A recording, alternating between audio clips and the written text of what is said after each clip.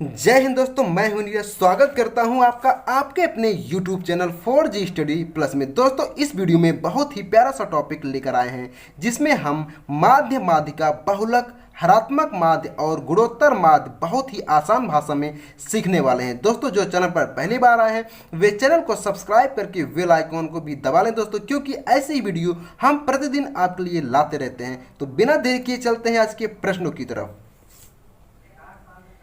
दोस्तों, हमारा पहला है समांतर माध्य या माध्य। अब दोस्तों, इसकी कुछ बेसिक चीजें जान लेते हैं। केंद्रीय प्रवृत्ति की सबसे सरल माप दोस्तों ये होती है समांतर माध्य। और समानता, इसका अर्थ दोस्तों औसत होता है। जैसे औसत हम कैसे निकालते हैं, सभी पदों का योग होता है बटे पदों की संख्या कर देते हैं, हमारा औसत निकल जाता है। सेम दोस्तों इसको भी वैसे ही निकालना है। अब दोस्तों, इसका जो फार्मूला होता है सेम वही होता है, समेसन x अपान यन, जहाँ समेसन x दोस्तों ये पदों का योग है और यन जो है पदों की संख्या है। जैसे हम औसत निकालते हैं सेम इसको भी ऐसे निकालते हैं।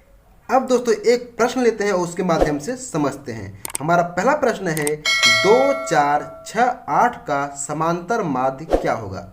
अब दोस्तों हम जानते हैं समांतर माध्य कैसे निकाला जाता है। सभी पदों का योग बटे पदों की संख्या कर देते हैं, हमारा समांतर माध्य निकल जाएगा। ऐसे ही इसमें भी कर देंगे तो 2 + 4 + 6 + 8।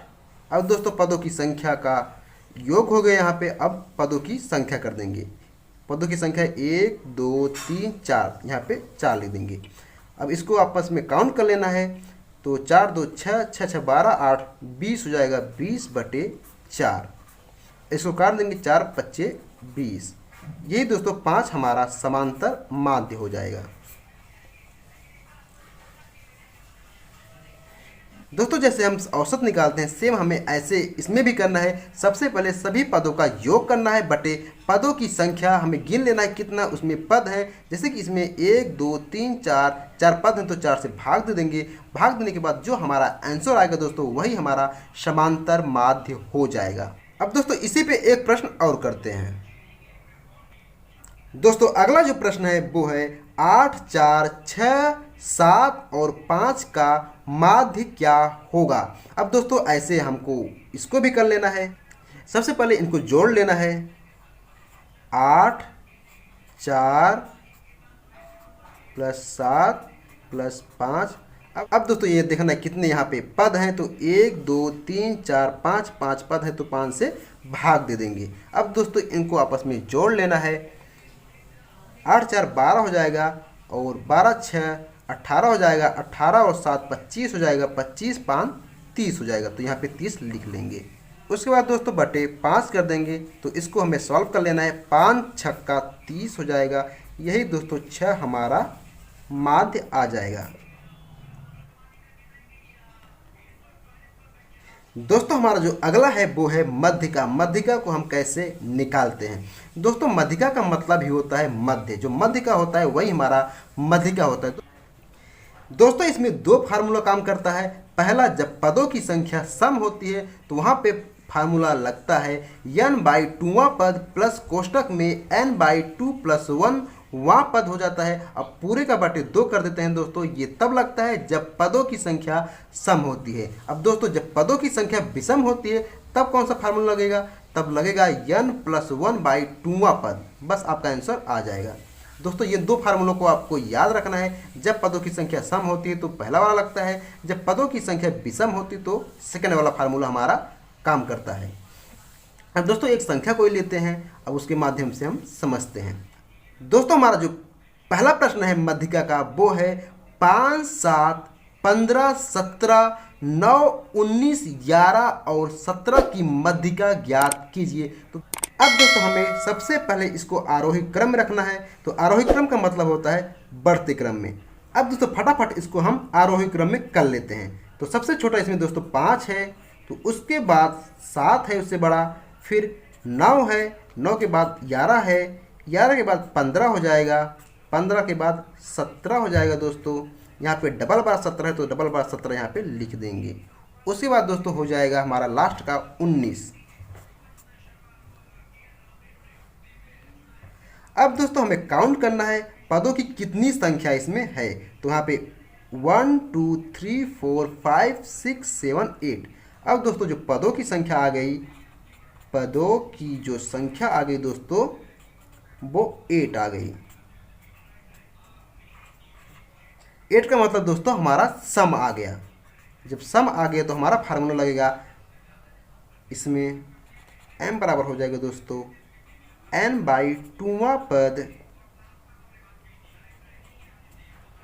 Plus n/2 plus 1। दोस्तों ये कोष्टक में रहेगा, फिर वहाँ पद कर देंगे यहाँ पे बटे पूरे का दोस्तों बटे 2 कर देंगे। अब दोस्तों हमें इसी फार्मूले पे इसको रख देना है, हमारा आंसर आ जाएगा।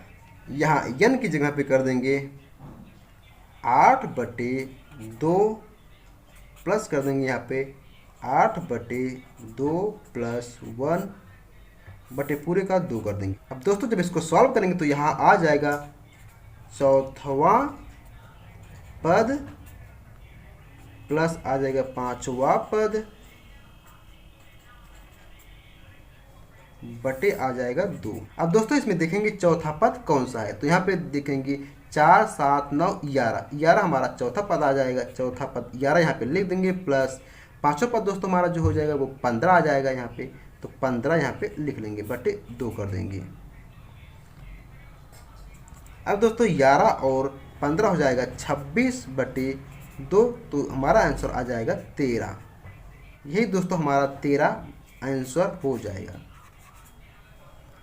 दोस्तों अगला जो है वो है बहुलक। अब दोस्तों बहुलक बहुत ही इजी होता है। अब बहुलक क्या होता है दोस्तों, जो सांख्यिकी सारणी में सबसे अधिक बार प्रयुक्त होता है दोस्तों वही हमारा बहुलक होता है। अब दोस्तों जैसे यहाँ पे हो गया 1 2 3 4 5 4 6। अब दोस्तों इसमें पूछेंगे कि बहुलक इसका क्या होगा, तो देखेंगे सबसे ज़्यादा बार जिसका प्रयोग हुआ है, तो यहाँ पे देखेंगे 4 यहाँ पर भी है, 4 यहाँ पे, मतलब 2 बार इसका प्रयोग हुआ है, तो हमारा बहुलक यही हो जाएगा।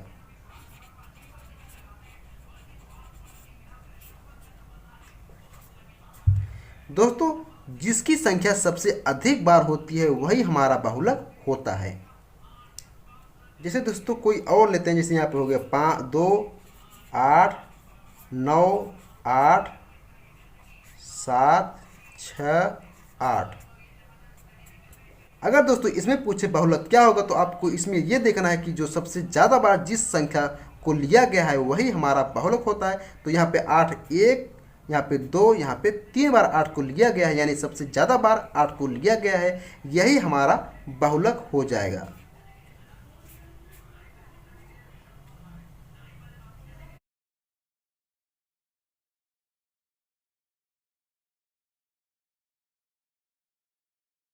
दोस्तों इससे संबंधित कोई प्रश्न एक ले लेते हैं, उसी माध्यम से इसको समझते हैं। तो इससे संबंधित जो पहला प्रश्न है वो है, किसी संख्या का मध्यिका 4 है और समांतर माध्य 3 है, तो उसका बहुलक ज्ञात कीजिए। तो दोस्तों बहुलक बराबर होता है, हम जानते हैं तीनों में संबंध जो होता है, बहुलक बराबर 3 गुणे मध्यिका माइनस 2 गुणे माध्य।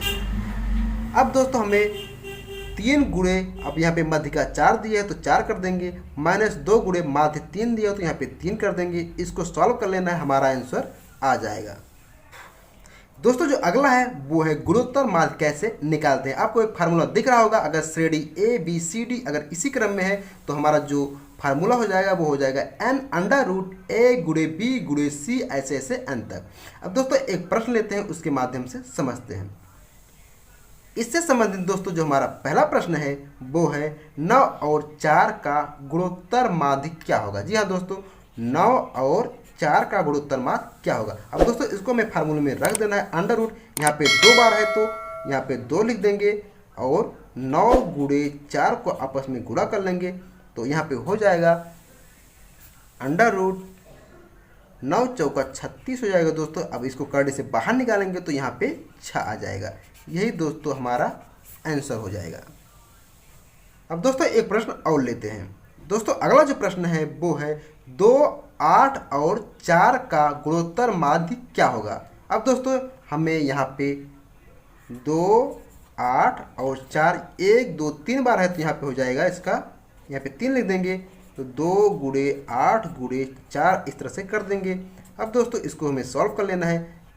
इसके बाद दोस्तों हमें इसको 8 दूना 16 हो जाएगा, 16 चौका 64 हो जाएगा दोस्तों। यहाँ पे 3 बार है तो ये दोस्तों इसको हम कैसे लिख सकते हैं, इसको हम लिख सकते हैं 4 गुणे 4 गुणे 4।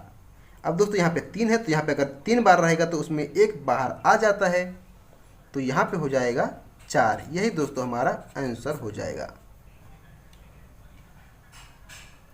दोस्तों जो अगला है वो है हरात्मक माध्य। इसके लिए फार्मूला होता है n/1/a plus 1/b plus 1/c plus 1/d plus dash dash dash 1/n। अब दोस्तों एक प्रश्न लेते हैं, उसके माध्यम से समझते हैं, आपको अच्छे से समझ में आ जाएगा। दोस्तों प्रश्न में है 4 और 9 का हरात्मक माध्य क्या होगा। तो दोस्तों 4 और 9 का हरात्मक माध्य क्या होगा, हमें फार्मूले में रख देना है। अब दोस्तों यहाँ पे 1 और 2 है तो यहाँ पे 2 संख्या है तो यहाँ पे n बराबर 2 हो जाएगा। 2 बटे अब यहाँ पे 1/a होता है यानी 1/4 प्लस 1/9। इसको हमें सॉल्व कर लेना है। अब दोस्तों बस इसी को हमें सॉल्व कर लेना है। 2 बटे यहाँ पे तीछे तीछे गुणा कर देंगे, 9 कम 9 कर देंगे, 4 कम 4 कर देंगे और 9 चौका 36 कर देंगे। आगे दोस्तों ये हो जाएगा 9 4 13 हो जाएगा, 13 बटे 36 ये ऊपर आ जाएगा, 2 गुणे 36 बटे 13। अब दोस्तों इसको हमें सॉल्व कर लेना। 36 दूना 72 हो जाएगा, 72 बटे 13। यही दोस्तों हमारा आंसर यानी हमारा हरात्मक माध्य आ जाएगा। दोस्तों आज के लिए बस इतना ही। अगर आपको वीडियो अच्छा लगा तो प्लीज़ लाइक करें, कमेंट करके बताएं आपको कैसा लगा। आज के लिए बस इतना ही। मिलते हैं किसी अगले वीडियो में किसी अच्छे टॉपिक के साथ।